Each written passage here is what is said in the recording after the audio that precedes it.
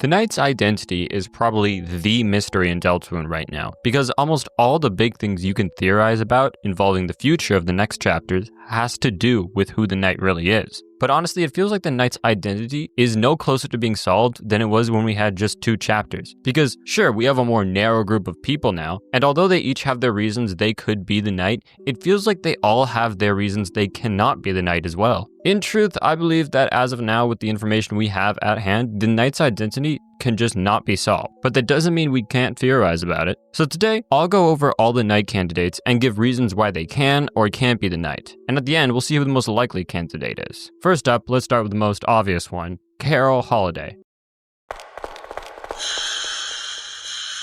Carol has a lot of reasons why she can be the Knight, and I mean a lot. First up, let's compare designs. The obvious things are the horns. Both give off a cold demeanor. The Knight in its first appearance doesn't speak, and Carol only says what's needed to in her introduction, nothing more. She also has swords in her house, which I kind of want a little more explanation. Like, putting aside the Knight stuff, why do you own swords, Carol? And of course, the Knight's main weapon is a sword as well. She also has knowledge about the soul inside Chris.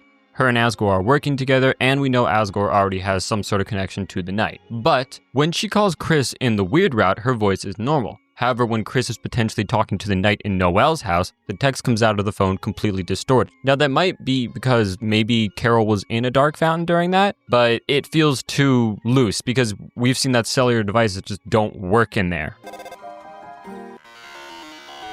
I'm Winged Aster, the Royal Science... Not to mention, but the Knight's theme also does contain Des's motif.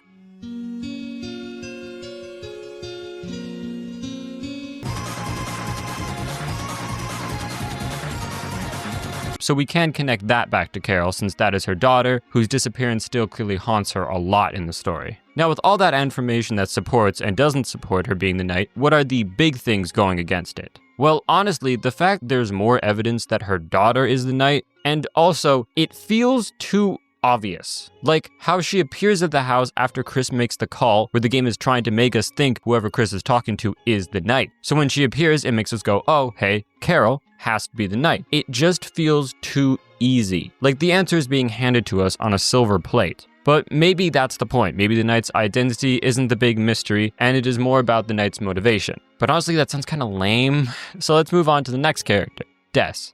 It ain't my fault he ran right in front of my truck. Now, Des is pretty much who the majority of the fandom has come to agree is probably the Knight. And I don't blame, the evidence is in literal piles. They both have horns, Black Knife has Des's motif in it, and it also has Azriel's theme.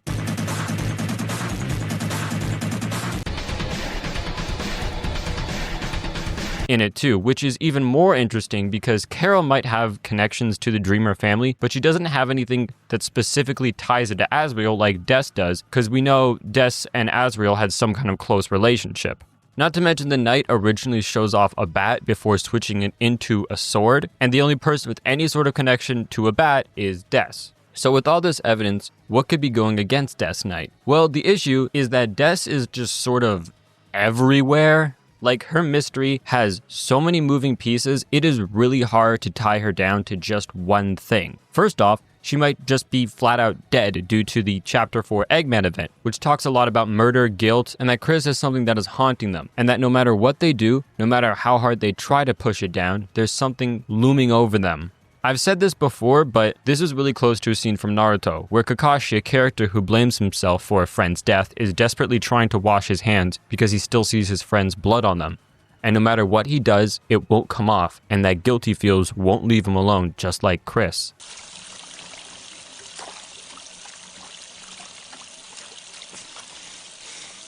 It won't come off.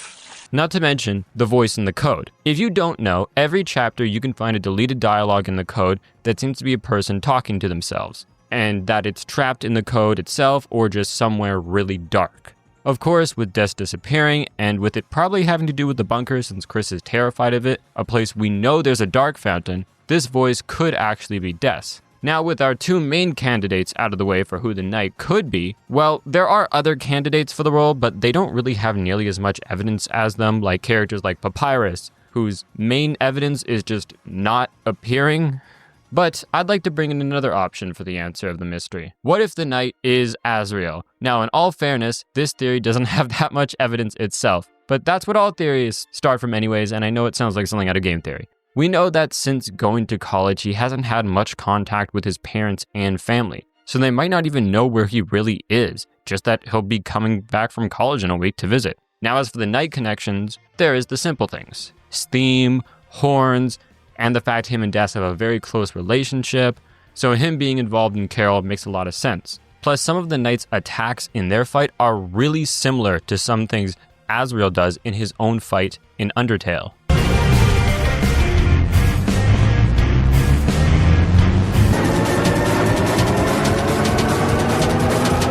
Now, this theory isn't foolproof, obviously. It lacks a lot of evidence compared to others. Plus, with Asgore's involvement, I doubt he'd let Azriel anywhere near this, since he clearly doesn't know Chris is involved, and Carol having to hide the fact both of his kids are helping would be a bit much for even her to keep hidden.